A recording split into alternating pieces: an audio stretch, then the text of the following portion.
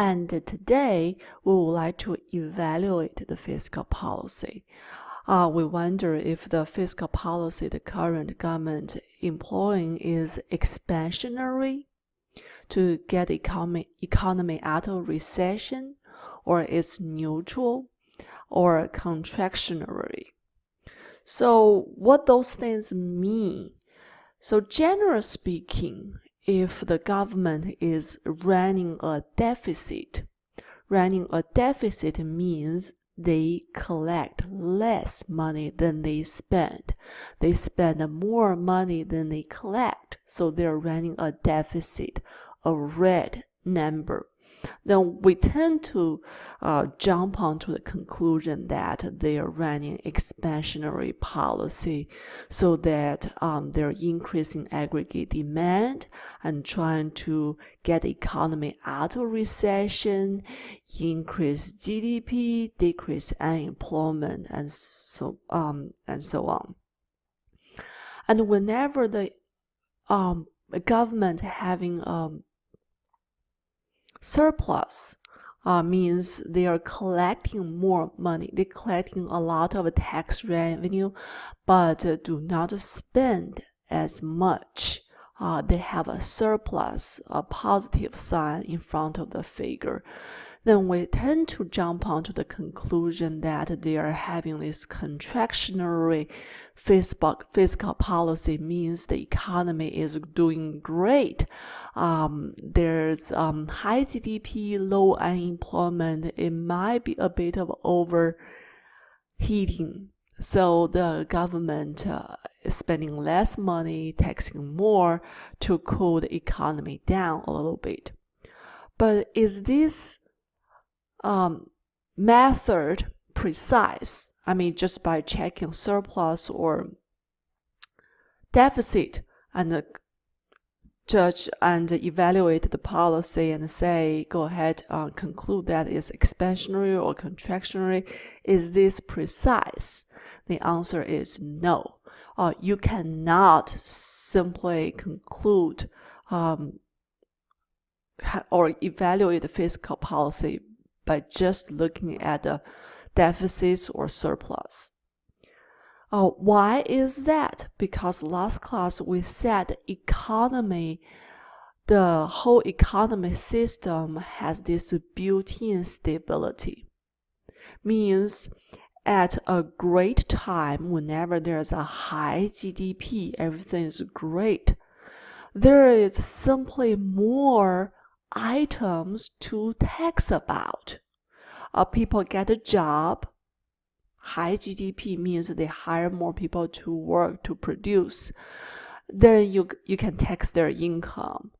And more production, you can tax more from the firms, so you tax more. And in the meantime, you do not need to spend so much money because people get a job, so you do not have to pay them those security or unemployment welfare and so such things. So simultaneously, automatically, you gotta run a surplus. At this stage, the government hasn't done anything different from other time. They didn't have a tax cut. They didn't have an increase in tax rate. Remember, the tax rate on this blue line does not change. The tax rate is always the same. For example, 1%, 2%. It's up 1%, 2% is simply the slope. It's upward sloping because the percentage tax rate is positive. It's increasing simply because the GDP is getting larger. There's more money to tax about. For example, you got $100. 2% of 100 is $2.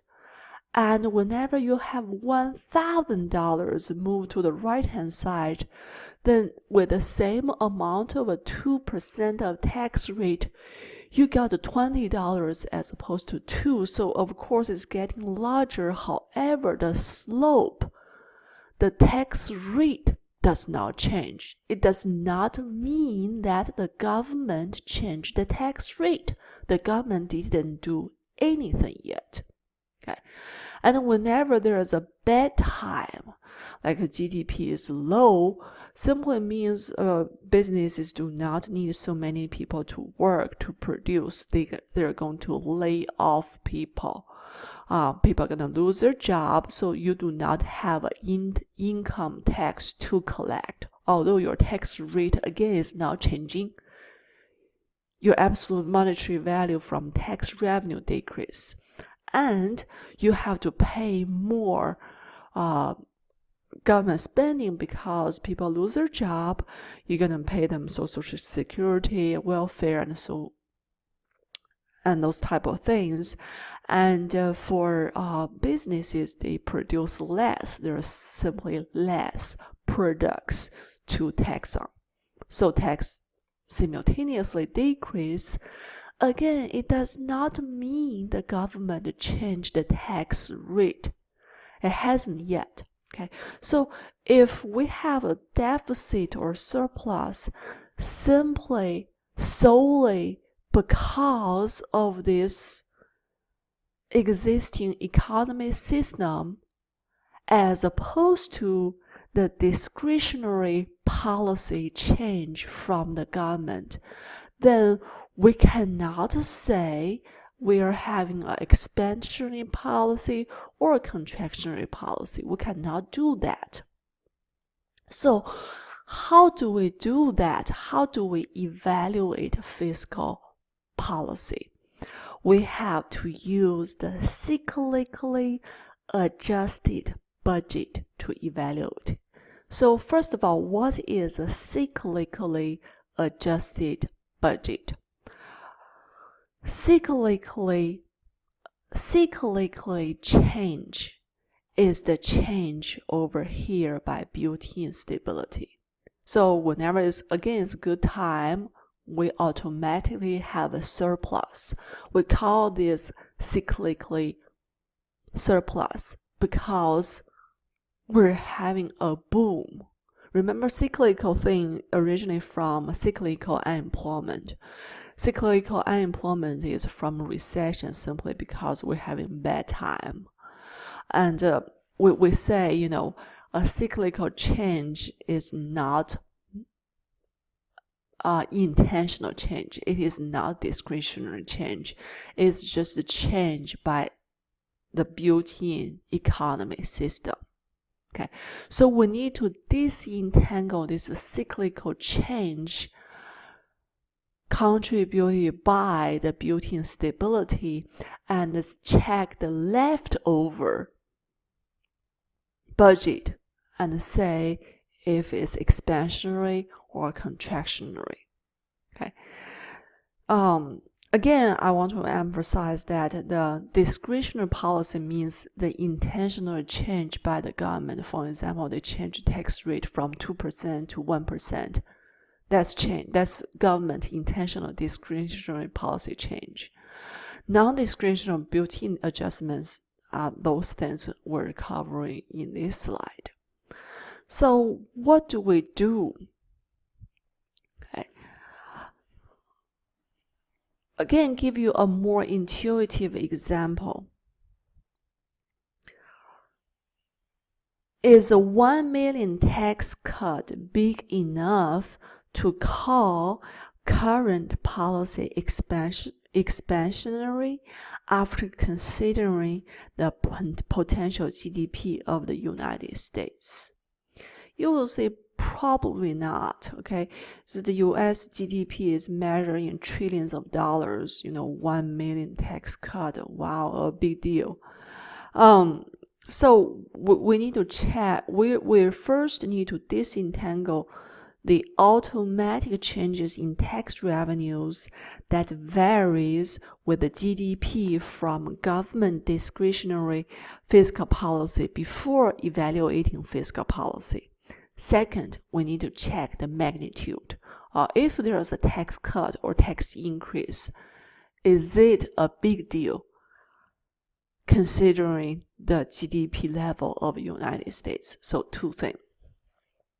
First of all, the quality sign is that deficit or surplus. Second, the magnitude, quantity, how big it is. So in order to cover this part, I like to do a review of a topic we learned in chapter 9, business cycle. So business cycle, to repeat what we did, the vertical axis is the level of output, or rephrase that, gross domestic product, GDP, monetary value of all the output. Horizontal axis is time horizon. So we can see in the long run, the trend over here highlighted by this straight blue line is upward sloping. This is our potential full employment GDP, assuming there's no cyclical change. While this real world GDP, the real GDP, not the real GDP, but nominal actual GDP, we don't say real GDP. Real GDP is normalized after considering inflation of nominal GDP. We say actual GDP is actually up and down and up and down and up down. So it's changing all the time. Okay. So we need to tease out the change of those actual GDP. Only focus on this steady, stable, long-run trend. I remember there is a more real-world example here.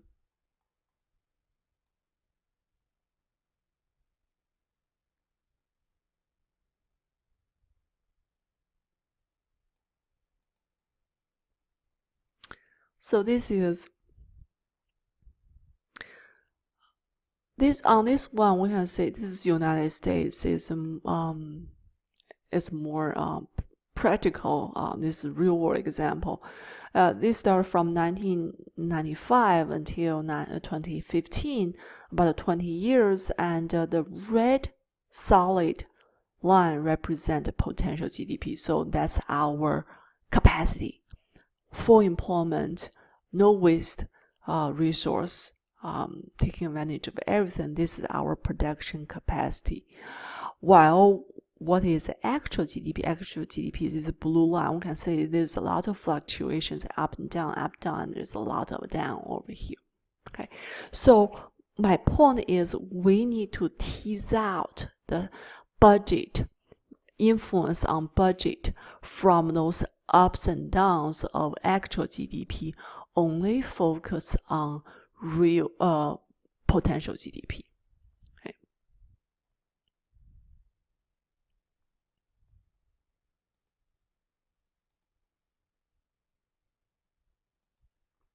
So the trend, so we're comparing the actual government expenditures against the tax revenues that would have occurred if the economy had achieved full employment GDP. That removes the deficits or surpluses that arise simply because cyclical changes in GDP. Okay, so again, I guess I'm talking about a bunch of things you have little clue about. So let me just break it down to small pieces. So whenever we say a graphical expression like that, we say some tax revenue curve, we say some government spending curve. There are 3 steps. You can take note if you want to. In order to evaluate the fiscal policy, the first step is to ask, what is the full employment GDP? Second, what is the current tax rate? And third, what tax revenues that would have occurred if we were at full employment GDP. Okay, you can just rewind and repeat if you didn't get a chance to record everything, but these are very essential knowledge points for you to solve questions like that. So what that means, let's just use this example. Here we have this tax revenue, we have government spending fixed at $500 billion.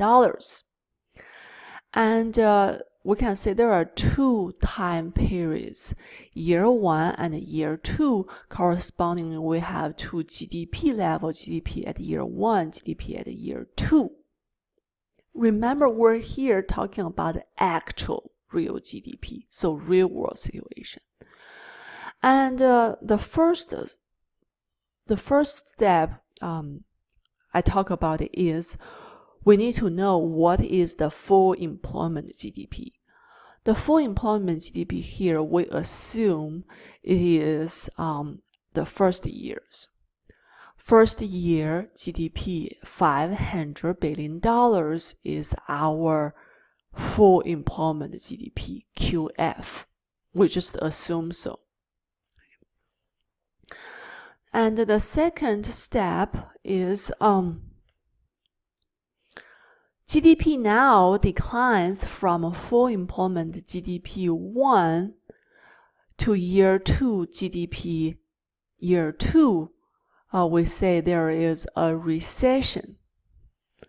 So for a recession, what happened? At year 1, GDP government expenditure is 500. It never changed.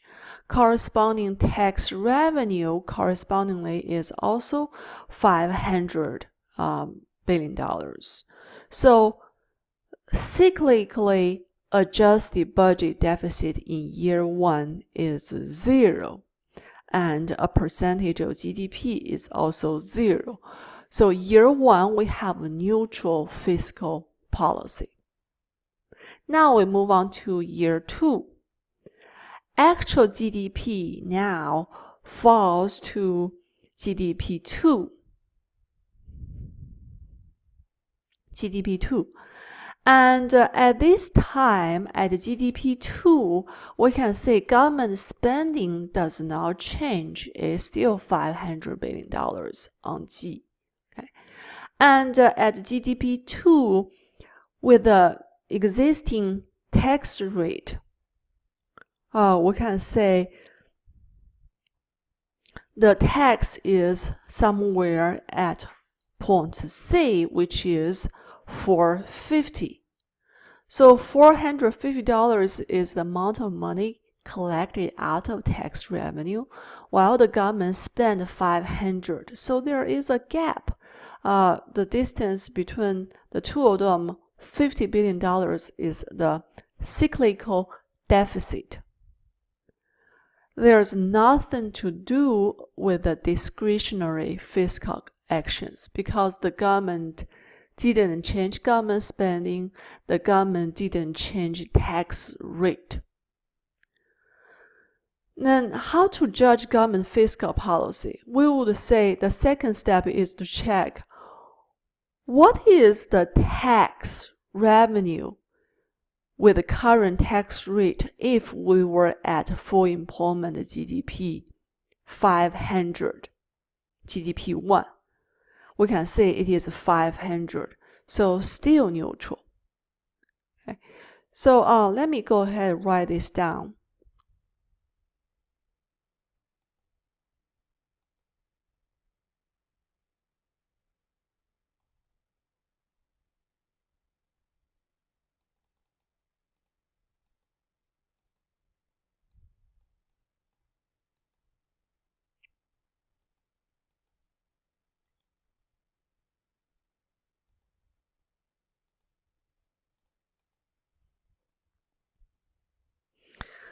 So GDP1 is the QF. Okay. I want to just say government spending never change, is always 500. Okay.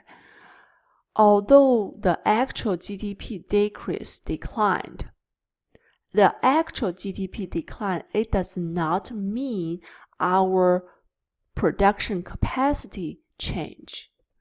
Our capacity is still at GDP 1. This does not change. Our capacity is established. We simply, because of recession, low demand, we fire people, or we're not running our machines to full capacity, but our potential is still there. And we simply say tax rate does not change. It's always this line over here. There's no increase, there's no decrease. It's always like that. And at this tax rate, on the full employment GDP, the tax revenue is constant 500. The two of them always equal to each other, so that the fiscal policy is neutral. No deficit, no surplus, although there is a cyclical deficits. Cyclical deficits means it's mainly from the built-in stability of the economy system. The government didn't do anything. So you say, again, will the government do anything in real world? Yes, the government can adjust the G, make the government spending increase or decrease. The government can change tax rate, like what we're going through right now. They're decreasing the tax rate. So the whole tax curve does not hold anymore. Instead, move to a lower level. Okay, imagine previous was 2%, now it's 1%, or even lower. Okay, so let's see what's going on under this situation.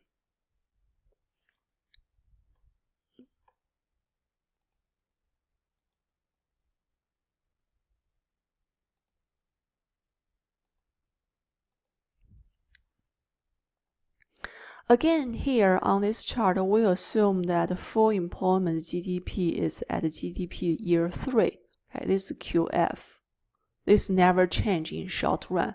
The production capacity does not change in short run. Okay, it's a static number. And we just by eyeballing this, we can say if we follow the order of those letters, it will be point D, point E, point F, G, H in this order.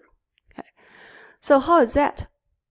Let me just go ahead and explain what happened. So we're initially at GDP 3, okay, in year 3, and the recession happened, and the GDP declines from full employment GDP to GDP 4 at year 4. And the government responds to the recession by change tax rate from T1 to T2. Okay, so the whole thing just changed to a lower level. Now let's look at year 3.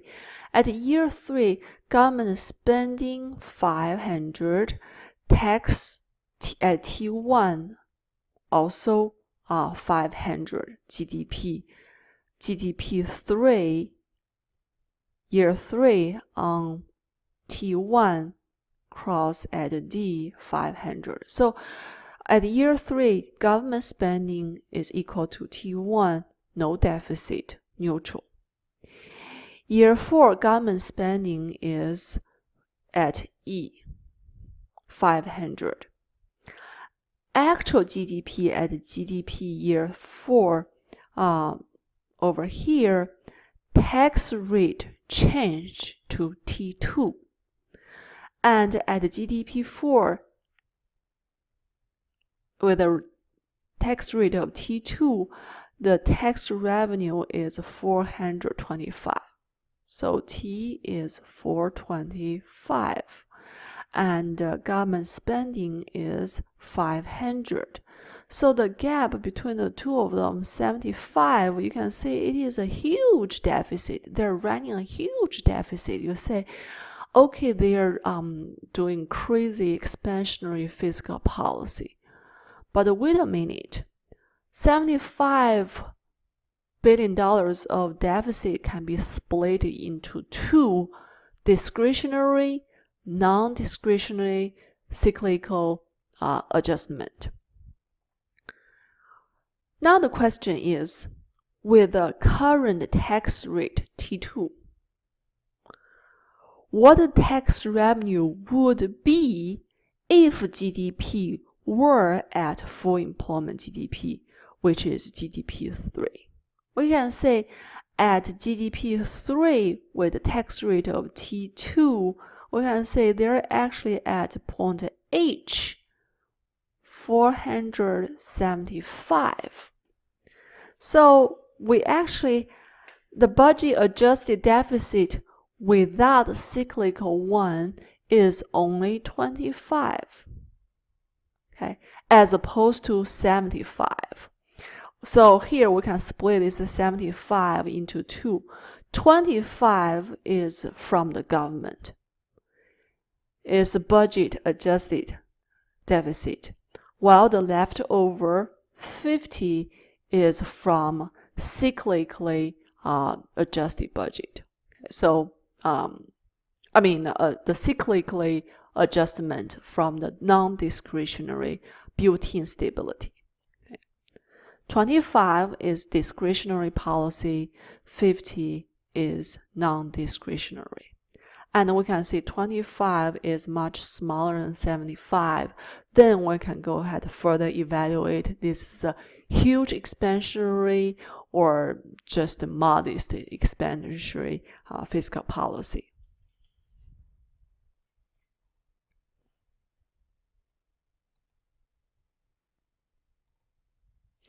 And you can have a quick look at the recent United States fiscal policy. We can say, other than the great years around 2000, the U.S. government always running a deficit. Okay, it's a negative sign.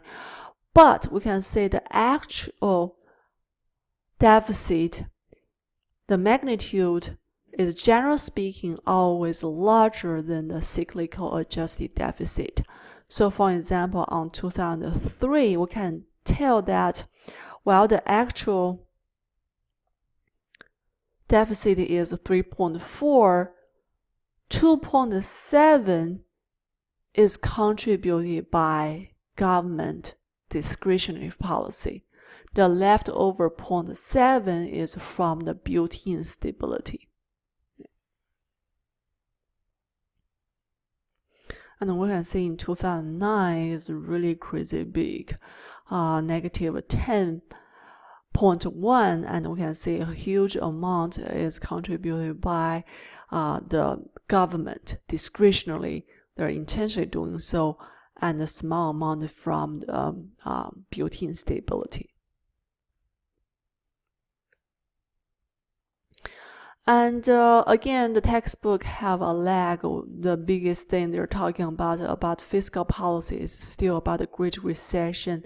It's actually called subprime crisis in 2008. The credit market just freeze, and there's pessimism spreads to all over the country, all over the economy, all over the world. And there's a recession, lasts about 18 months. That's what happened in about more than 10 years ago, 13 years ago. And what we're having now is probably more severe than the Great Recession. Although what we're having now is a trauma, while the Great Recession was like some disease from the whole system, the inside of the system. So the whole thing is bad, as you can tell, and the Federal Reserve, the government's been taking all type of adopt all type of methods to boost the economy, increase aggregate demand, hopefully get us out of recession. Donald Trump even talked about the reopen economy despite the widespread of the coronavirus. I don't know. So a bit of a side talk, as well as a trained economist, I always appreciate the beauty of market. I appreciate the freedom of the market. The market is a beautiful, invisible hand that it can just clear the market without too much of communication. Demand, supply interact with one another, only communicate by price with a given quality or quantity. You can afford it, you buy it. If you are willing to sell at a lower price, you're probably gonna sell more products. So I always appreciate the beauty of that. But I personally really do not think it is a wise idea to let market do the job in all sectors. For example, Social Security. For example, the medical system. We can tell from this pandemic situation, the private medical system got a lot of issues. There's tons of mergers non-stop approved by Department of Justice. We're getting less and less varieties of medical staff, facilities, or institutions. They're just monopolizing. They're just getting bigger and bigger. And the problem, we can easily tell, without nationalize the hospital system, without, central government being able to be very responsive to this whole thing, our hands are tied. It's just hard to coordinate among the big monopolies across the country. And you probably shouldn't let a market preview or clear the market of education either, but it is a different thing. So that's a bit of a side talk. And we can say there is a huge deficit, and this is true. We're saying there is just gonna be worse, huge deficit over here. They're talking about a huge quantitative ease, which pretty much means printing more money and heavily pumping money into the economy and everything. There are just so limited amount of ways to do this. If you want to pump more money into the economy, only three things. First, borrow more money. United States is already in a deep debt. How big now? This is big debt. Now this number just bigger. This is as of 2015, but now the number is just bigger. And second, tax more. Of course, that's not a good approach now because they're talking about giving more money to people so people can spend and increase the demand. So that's not a good thing. And on top of that, nobody ever liked tax. Okay. Third, print more money. Print more money, just you're spending money that you do not have. You do not have a good thing to back those money up. Inflation and all type of issues with that. But at this time, there's barely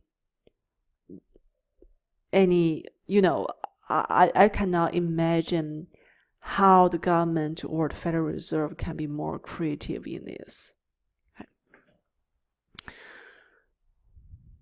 And but United States is not the worst. United States, there's a lot of other countries having these issues. Japan has the worst issue. Later I can show you Japan has the biggest debt as percentage of GDP, which means, their absolute value of debt might be smaller than the United States, but the United States is a much bigger country and has much bigger GDP. So Japan, we can say a lot of European countries, developed countries, have a more severe situation than the United States, and we're not sure if this is still going to be true after this pandemic.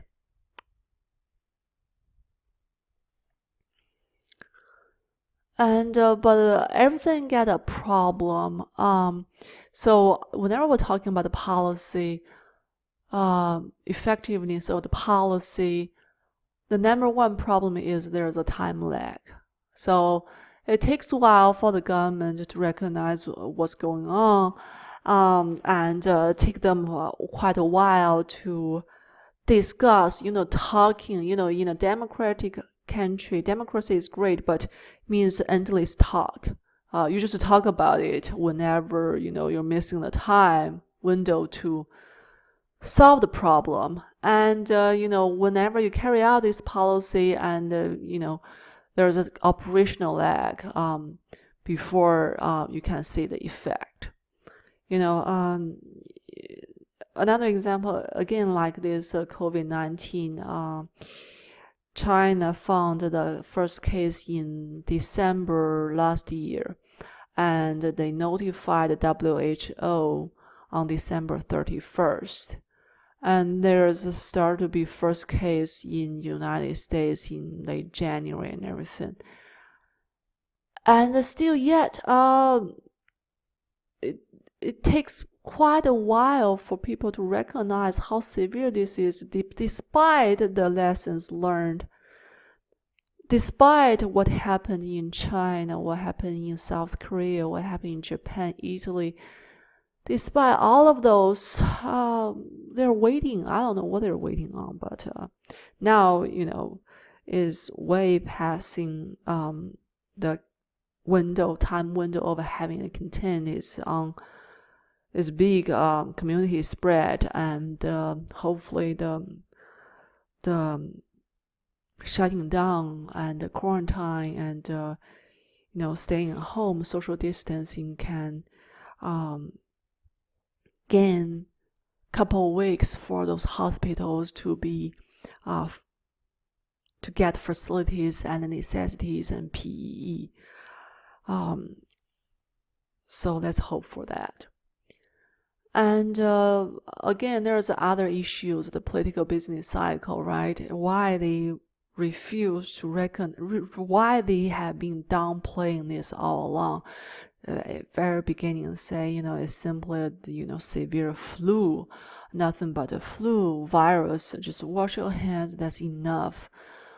It's because it's a presidential year, right? There's presidential race. They do not want to see the stock market crash. They want to keep pumping money, pumping hope into the country, so that the market will not crash, so that they're still going to do well in presidential race. They do not want to cancel those rally and everything. It's just, I should refrain myself from talking too much about this. And how effective those things are, we do not know. Now they have tax cut. They're talking about sending checks into people's hand, but they may take it back in future. They may reverse this in a couple of months. So who knows? So it's probably not very wise for the business to go ahead and invest more, simply because they get this positive policy, because you don't know what's going to happen in a couple of months after all this. It can all be taken back. And whenever the Federal Reserve want to run a deficit to get rid of recession, but the local or state government have the opposite incentive. They want a balance. Means in a recession year, they are doing poor in taxing people because there's less money, less businesses to tax on, but they're going to tax more because they're going to run a deficit in the first place. They want to tax more intensively, increase the tax rate so that they can have a balance, make it offset whatever the federal government doing. Okay, and on top of that, there is a crowding out effect. What's the meaning of a crowding out effect?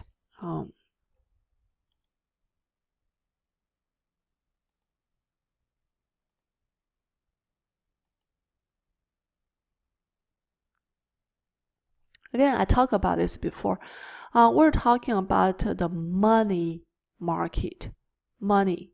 Assuming money just like any other product, like your bottled water, cell phone, computer, food, anything, just like a stuff, any product or service. So this is a price of money. Price of money. Price of money has a unique name called interest rate. Interest rate.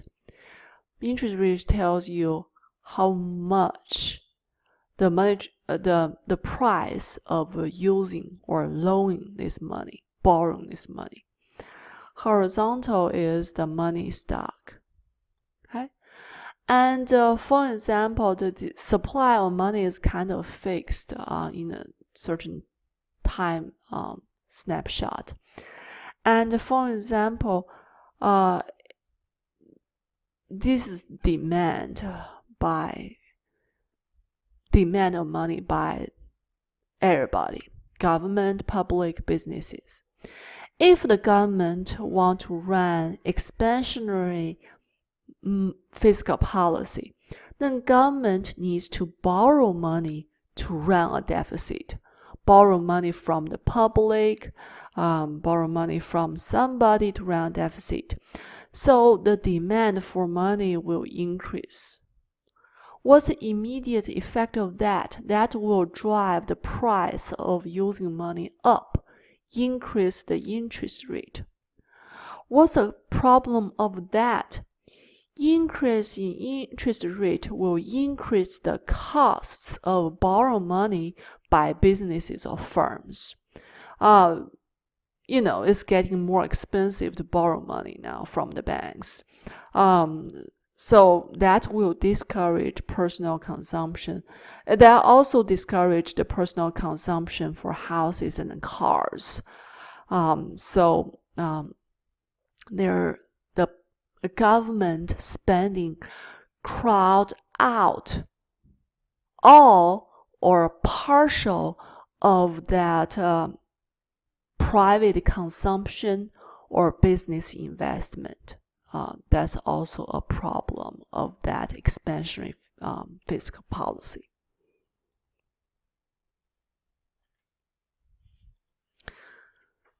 So generally speaking, the government do not want to change tax revenue or government tax rate or government spending in a day-to-day basis. They want to have a static long-run situation. Again, why? Because they do not want to confuse people. As taxpayer, you don't want to hear you're paying 1% of income tax last month and 2% next month. It's just not practical. You don't mind tax cut. You don't mind decreasing the tax, paying less tax, but you surely do not want the government increase your tax rate out of blue. Okay, so fiscal policy should be evaluated in terms of long-term effects, while the Federal Reserve will handle the short-term fluctuations with monetary policy, which we're going to cover in next 2 chapters. And we need to use tax cut to enhance work effort, investment, and innovations. And we need to use government spending up on public capital projects like building bridges, highway, infrastructure, and so on and so forth. And we can say currently US public debt is huge. It's $18.2 trillion as of 2015. Let's look at what's the current situation.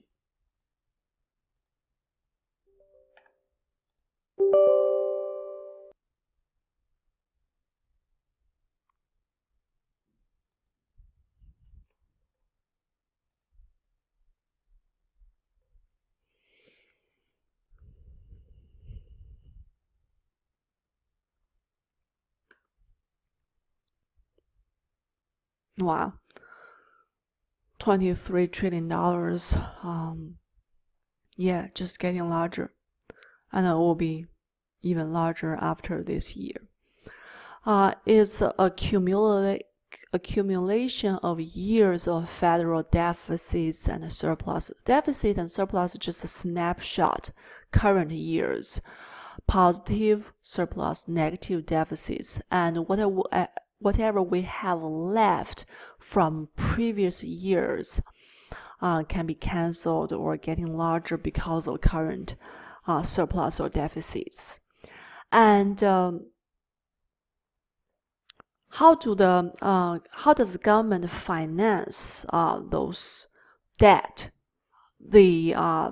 Using the United States securities, for example, treasury bills, notes, bonds, or U.S. saving bonds, what those things are. So those bills, notes, bonds, you can simply imagine that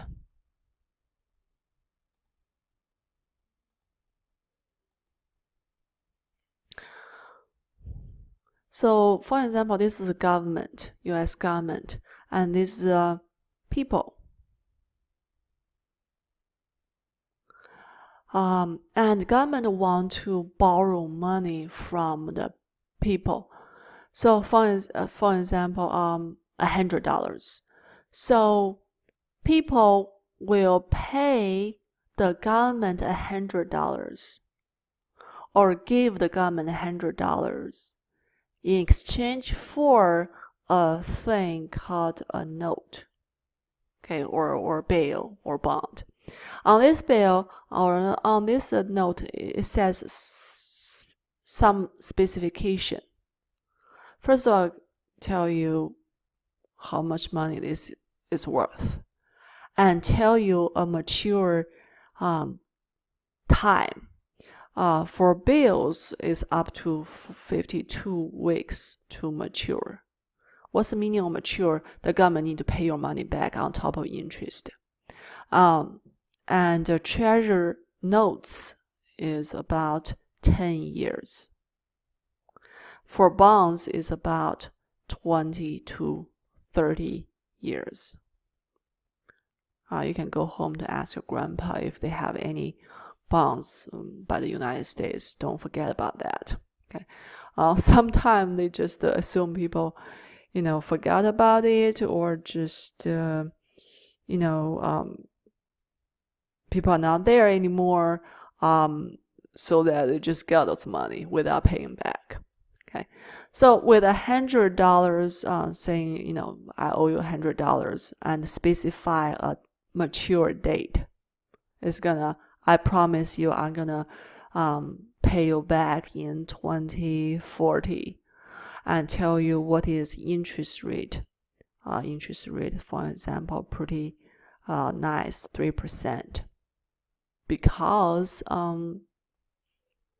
it's long time, the longer time, the higher the interest rate, generally speaking. Okay, so people will get this paper certificate, and the government will get $100. That's how they borrow money from the public.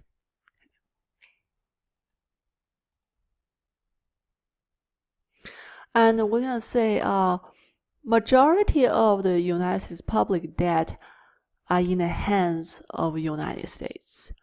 For example, the banks institutions hold 10%, other state local government 11%, Federal Reserve hold debt of 15%, U.S. government agencies 26%, U.S. individuals like every one of us 4%, and foreigners control 34%. It's actually pretty big.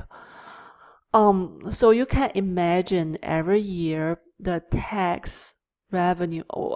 Before that, we can say United States public debt, up and down and increased dramatically since 2008 because of subprime crisis. But you can say, so what we can do? When can we ever pay those debt back? Be a responsible person. Actually, the largest burden of this is the interest rate. Remember, you have your government issue a bill or notes or treasury bonds. It specify mature year, which means you do not need to pay this person back in 10 years. But one thing you have to pay all the time, that's interest rate. You cannot wait until then to pay the interest rate. So the interest charges on debt is the largest burden of the debt. It accounts for about 2.2% of GDP in 2015. But the United States probably will not go bankruptcy like Greece did in early 2000 because they can always refinance it. What's that mean? In 2040, I give you $100 back. The interest rate is 3%. But maybe in 2040, interest rate is 1%. I can reissue a certificate, refinance, further borrow another $100, and I only pay interest of 1%. And they can always tax more money. But the problem is there might increase the burden of future generations. The future generations are pretty much paying their tax and working for those people, those institutions, because they're owning the debt of the United States, and the United States have to tax people in order to pay them back. So there are also other issues of this debt. So imagine only those rich people have free money to lend to the government. So only rich people purchase those securities, the treasury bonds, treasury notes, treasury bills. So they will be the loaner. While the poor people have to work all the time, and a big amount of their income are taxed in order to pay those rich people. So increase the inequality. Okay? And if there's too much of tax and too big of debt, so they have to tax a lot more to pay the debt. And so tax a lot more, then discourage people to work. What's the point of working? I work 24/7, not 24/7. I work like 50, 60 hours per week. A big chunk of my paycheck go to the government and pay somebody else. What if I just lose my job and just claim Social Security and everything? And there's a big concern about other countries owning United States debt, and may be able to trigger some financial uncertainty if they claim their money early or something. It's not true. First of all, they cannot really claim their money early. There is a mature date specified on the certificate. Second of all, United States is also owning a lot of other countries' debt. So we're holding debt of each other. Why is that? To spread the risk. Do not put your eggs in one basket. To diversify the risks. And there is a crowd out effect. But for example, as we said, if the government increase demand for money so that drive the interest rate up, that will crowd out investment by business firms. But that may not be true all the time. How is that? Let's look at this chart. This chart is talking about vertical axis interest rate, price to use money, price to borrow money. Horizontal represent the private investment. Imagine those are investments by businesses and firms. Initially, the demand for money for investment is at this blue line, ID1. Okay, and initially we're at point A because we have interest rate 6%, and correspondingly they like to borrow $25 billion for business investment. Then government step in to borrow more money and drive the interest rate up to 10%.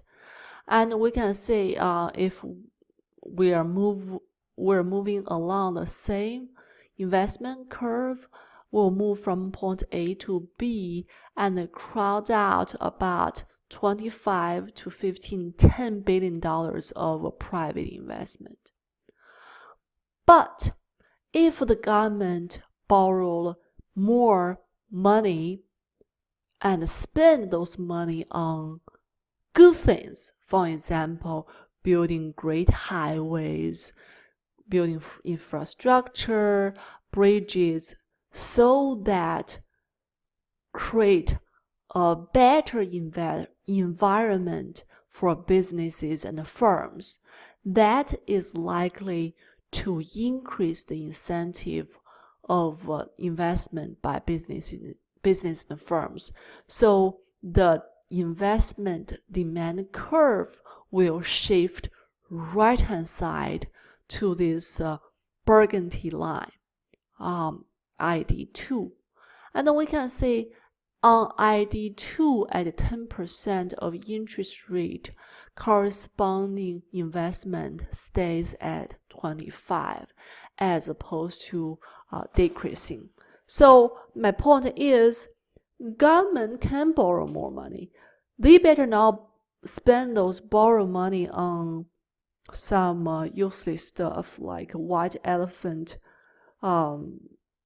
project. They better spend those money wisely and productively on the things really gonna generate a positive environment for businesses, for investment, and for everything. Okay, if they are doing a good spending on those things, then that will cancel out all or partial of those crowd out effect. And of course, there's issues about Social Security, Medicare shortfalls, and we're gonna have depleted by 2033 or 2024. Those things, we're gonna run out of money. What are we going to do about that? That's an open topic. It's open discussion. There's all type of methods proposed by the people. I probably should have not said that.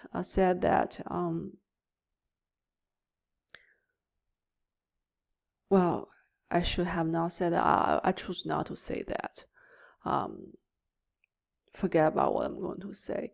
But those Social Security, Medicare shortfalls, need to be solved, and hopefully, we're solving this issue as early as possible, because people are just gonna live longer thanks for the medical advancement, technology, and everything. But if people are gonna have to live longer, they probably have to work longer, and increase their portion of earnings, and subject to Social Security tax. And we need to make the wealthy people do more, and decrease the inequality issue and everything. So you can think more about that. Okay.